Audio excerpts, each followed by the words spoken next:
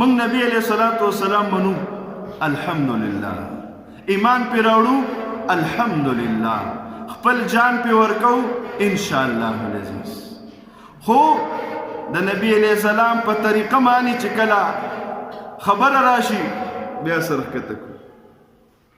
ګیله ده د هغه خلکو نه چې زمونږ د نبی علیہ السلام ګستاخي کړې ده، خو ګیله د خپلو مسلمانانو ده چې هغوی د جان ګستاخي کوي، موږ د نبی علیہ السلام د فرمان ګستاخي کو لګیا یو. موږ هغې کې فرق دقه شه چې موږ د خپل حبیب طریقه پرېښوده، هغې زموږ په حبیب باندې وار وکړو. نو زما عزتمندو دې وجې نه موږ او تاسو د زړه نه توبه وباسو او د خپل حبیب صلی الله علیه وسلم په طریقه باندې خپل ژوند شروع کړو انشاءالله، چې زه به د نبی علیہ السلام په طریقه باندې خپل ژوند تیرو.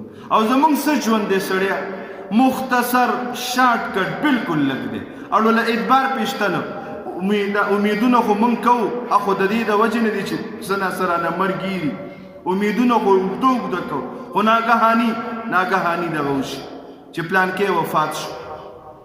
نو زما عزتمندو زندگی ډیره مختصر ده، او د دې لږې مختصر زندگی د دې په باره کې به زموږ نه په ورځ د قیامت باندې الله تپوس کوي چې ژوند مې درکړی څه کې دې تېره کړه. د حبیب صلی الله علیه وسلم چې میدان عرفات کې ستا دپاره جړل، مزدلفه کې ستا دپاره جړل، حتویم سره د امت دپاره جړل. ای امته تاسو د خپل حبیب صلی الله علیه وسلم په طریقو باندې څومره عمل کړی، لږې عمل نامې وښایې سم کړي دي، نو بیا به اسم په لاسو نه راځي.